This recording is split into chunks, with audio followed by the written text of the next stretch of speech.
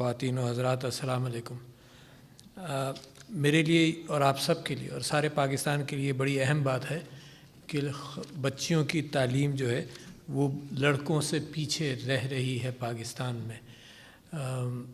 ایک زمانہ تھا جب مسلمان ہندوستان کے اندر انگریزوں کی لائی ہوئی تعلیم سے گریز کرتا تھا، اور سر سید احمد خان نے 1860 اور اس زمانے کے اندر یہ کوشش کرنی شروع کی کہ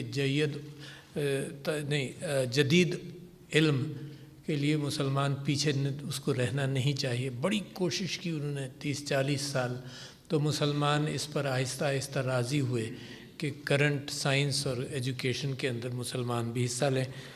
جو دوسرا مذہب تھا اس کے پیروکار جو تھے انہوں نے اس کو پہلے سے بھی اڈاپٹ کیا ہوا تھا۔ انگریز کے دور میں بھی حساب کتاب رکھتے تھے، اور اگر آپ سندھ کی تاریخ دیکھیں تو سندھ کی تاریخ کے اندر یہ بات بالکل عیاں ہے کہ حساب کتاب جس طرح سے رکھا جاتا تھا اس کے اندر مسلمانوں کے ساتھ بڑی بڑی زیادتیاں ہوئیں کہ وہ مسلمان یہ بھی نہیں جانتا تھا۔ اسلامی تاریخ کے اندر حضور اکرم صلی اللہ علیہ وآلہ وسلم کی حضرت خدیجہ سے شادی ہوئی تو یقیناً وہ پڑھی لکھی خاتون تھیں، حساب رکھتی تھیں، اپنے کاروبار کا حساب رکھتی تھیں، کوئی نوٹیشنز ہوتے ہوں گے، پیسہ کہاں گیا، کس چیز میں استعمال ہوا، تو لہٰذا اس زمانے کے اندر بھی یہ کیفیت عام تھی کہ خواتین جو ہیں جو دنیا کے معاملات یا کاموں کے اندر انوالو تھیں وہ بھی اپنا تعلیم کا کوئی نہ کوئی معیار ہوگا۔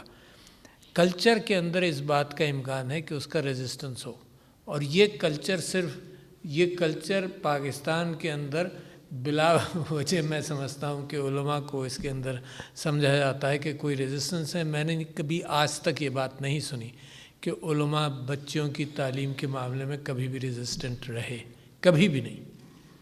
صرف یہ کہ احتیاط لازم رکھنا ضروری ہے۔ احتیاط کہاں؟ کہ بچیوں کی سیکیورٹی ہو۔ احتیاط اس بات میں کہ بچیوں کا ماں باپ کے پاس سے اگر وہ جائیں تو کچھ جگہوں پر ہمارے ہاں مخلوط تعلیم کی مخالفت رہی، اور اس اعتبار سے پاکستان کے اندر الگ الگ ایجوکیشن سسٹم بھی چلتے رہے۔ اچھا، کوئی انوکھی بات نہیں ہے، کرسچن چرچ نے بھی عورتوں کے اسکول، کانوینٹس وغیرہ لڑکیوں کے الگ رکھے، اور ابھی بھی بہت سارے دنیا کے اندر کرسچینٹی کے اندر گرلز ایجوکیشن اور بوائز ایجوکیشن الگ الگ ہوتی ہے۔ تو کوئی انوکھی بات نہیں ہے کہ اگر افغانستان کے لوگ اس بات کا فیصلہ کریں کہ مخلوط تعلیم نہیں ہوگی اور وہ الگ الگ تعلیم چاہتے ہیں تو کوئی اس میں انوکھی بات نہیں ہے۔ لہٰذا میں سمجھتا یہ ہوں کہ علماء اکرام اس میں کبھی بھی نہ رکاوٹ رہے نہ کچھ، مگر جو کلچر ہے اس کے اندر جو سیکیورٹی کے اعتبار سے لوگ جو سوچتے ہیں وہ ضرور، جب تک سیکیورٹی نہیں ہوگی تو ماں باپ اپنے بچوں کو بھی اسکول نہیں بھیجیں گے۔ اور مجھے آج تک یاد ہے کہ میری بیوی سمینہ الوی جو یہاں موجود ہیں، تو جب ہماری بچیاں جب اسکول جاتی تھیں تو ہمارے پاس ایک چھوٹی سی سوزوکی تھی، اس میں یہ صبح ان کو خود چھوڑنے جاتی تھیں صرف اس لیے کہ یہ احتیاط رہے۔ ان کو چھوڑ کر آتی تھیں، پھر مجھے چھوڑنے جاتی تھیں، پھر ان کو بچوں کو لے کر آتی تھیں، پھر مجھے لے کر آتی تھیں۔ یہ ایکسٹرا ایفرٹ میرے گھر نے بھی اس وجہ سے کیا کہ بچیوں کی سیکیورٹی رہے۔ اس سے تو ہم ڈینائی کر ہی نہیں سکتے۔ لہٰذا پہلا ایشو یہ ہے کہ معاشرے کے اندر سیکیورٹی کا اہتمام رہے، بہت اہم، ٹھیک ہے۔ دوسری بات یہ کہ جب سیکیورٹی کا اہتمام بھی ساتھ ساتھ چلتا رہے تو اس کے اندر ایک عجیب کیفیت ہے کہ معاشرہ اب بھی یہ سمجھتا ہے کہ روزی جو ہے وہ لڑکے زیادہ لا سکتے ہیں اور کما سکتے ہیں۔ تو لہٰذا آپ یہ دیکھیے کہ اس بات کی کوشش ہوتی ہے کہ بچے زیادہ پیدا ہوں اور لڑکے زیادہ پیدا ہوں۔ اب جیسے جیسے معیشت بہتر ہوگی انشاءاللہ اسی طرح سے اس بات کا بھی اہتمام ہوگا کہ یہ کیفیت بھی بدل جائے، اور اس کا یہ کراس کلچرل بات آپ کے سامنے رکھتا ہوں کہ میں دبئی کے اندر ایک عام آدمی پارٹی ہے ہندوستان کی، اس کے لیڈران آئے تھے، آج سے 7-8 سال پہلے کی بات ہوگی۔ انہوں نے کہا کہ ہم نے دلی کے اندر کھانا اسکولوں میں دینا شروع کیا تاکہ بچے جو آؤٹ آف اسکول ہیں وہ آئیں. اور بڑے عجیب سی بات یہ ہوئی، انہوں نے کہا کہ جناب جو کھانا ہم دیتے تھے اس میں ہوا یہ کہ لڑکوں کی تعداد بڑھ گئی، لڑکیوں کی کم ہو گئی. عجیب بات ہے، مگر یہ وہاں کے کلچر کے اعتبار سے سمجھ میں آنے والی بات ہے، کیونکہ گھر والوں نے یہ سوچا کہ اگر کھانا بھی مل رہا ہے تو لڑکے کو بھیج دو، وہ تگڑا ہو جائے گا، اس کی صحت ضروری ہے، لڑکیوں کو روک لو. تو یہ کلچر سے چیزیں نکلتی ہیں. آپ جانتے ہیں جو ڈراپ آؤٹ ریٹس پاکستان میں ہے اس کے اندر بھی ایک کیفیت ہے. اور مجھے تو اپنی کانسٹیٹوئنسی کے اندر ہجرت کالونی میری کانسٹیٹوئنسی کے اندر تھی، وہاں کی یہ بات یاد ہے کہ وہاں کا ایک اسکول تھا جو 8ویں تک جاتا تھا، اور اس کے اندر 8ویں کے بعد لڑکیاں جو ہیں وہ تعلیم چھوڑ دیتی تھیں. لڑکیوں کا اسکول تھا. کیوں چھوڑ دیتی تھیں؟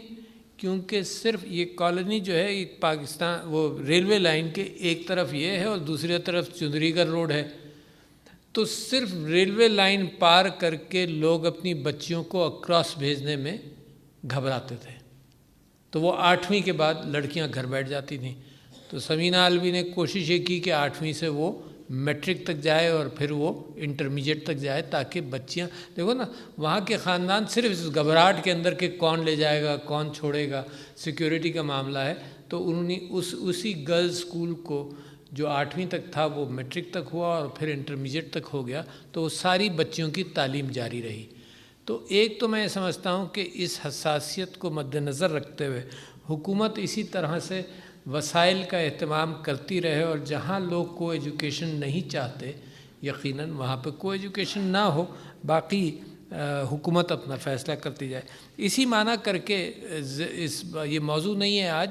متوازن خاندان کے اعتبار سے میں سمجھتا یہ ہوں کہ جو فیملی پلاننگ جس کو کہتے ہیں، تو یہ ہوتا رہا، یہ بات ہوتی رہی کہ جی علماء کو ساتھ لے کر چلے. علماء نے کبھی مخالفت نہیں کی. بنگلہ دیش میں، مصر میں، ایران میں، انڈونیشیا میں، ہر جگہ یہ معاملہ حل ہو گیا. علماء نے یہ لوگ اگر مثال کے طور پر اپنا خاندان بڑا کرتے ہیں تو وہ علماء سے پوچھ کر تھوڑی بڑا کرتے ہیں، وہ اپنی خواہش کے مطابق اس میں چلتے رہتے ہیں. یہ علماء کے کھاتے میں یہ بات بھی آ جاتی ہے کہ جی انہوں نے کہا کہ یہ کرو تو وہ لوگ کر رہے ہیں، یہ بھی غلط ہے.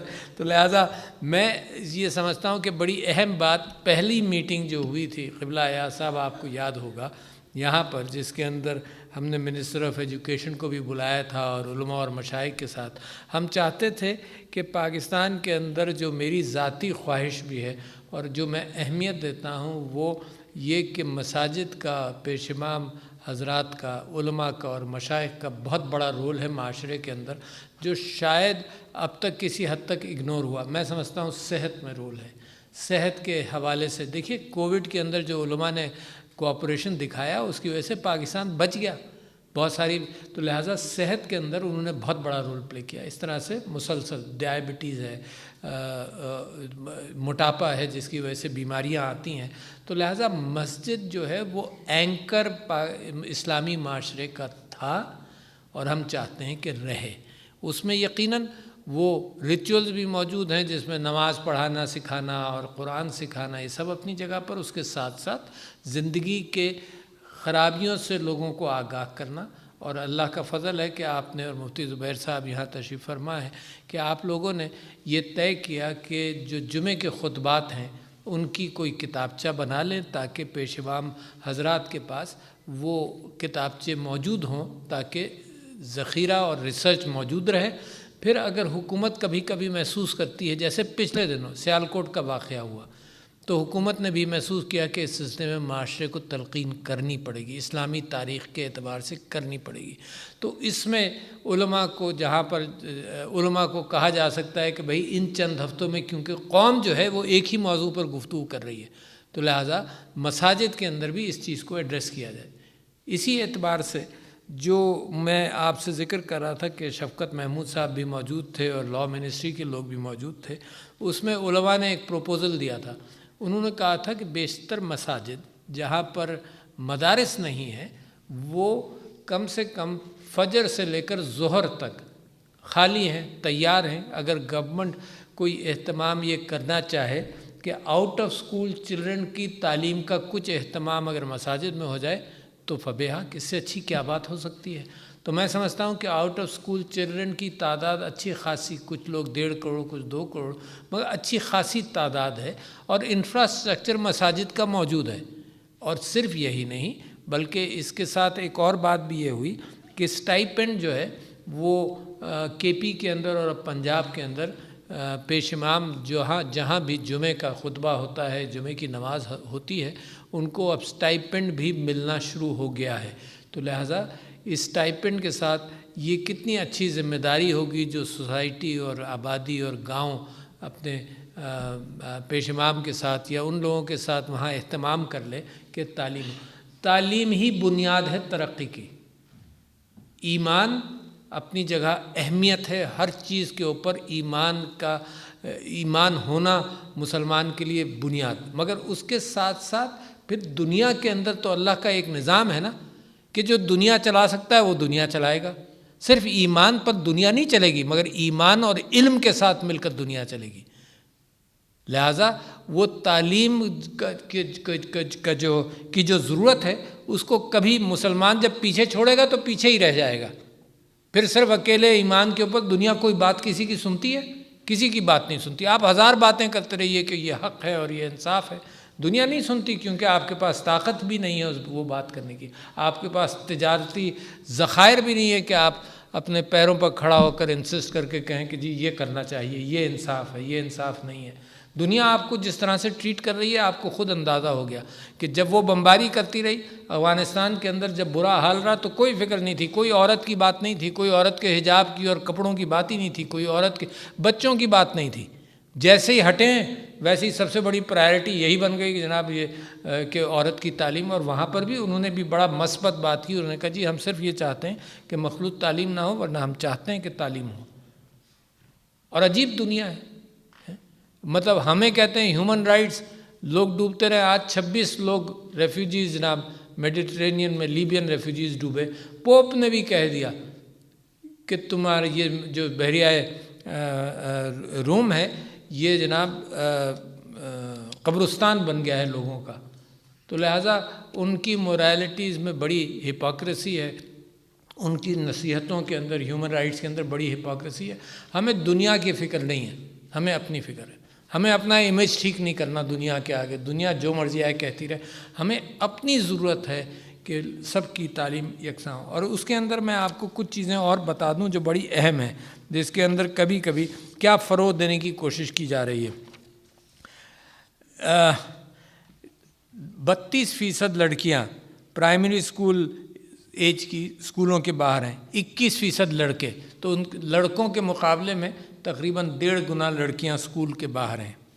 اس کا مطلب یہ کہ لڑکیوں کا تقریباً 10% کا فرق ہے جو لڑکوں کے مقابلے میں ہمیں اوور کم کرنا ہے۔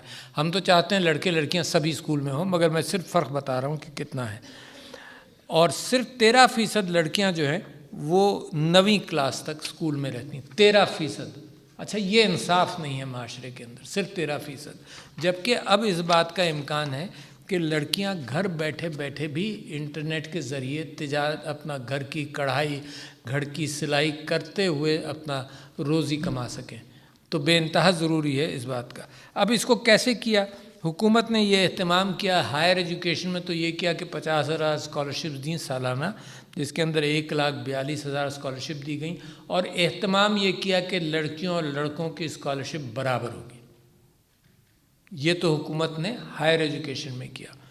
نیچے کیا ہوا؟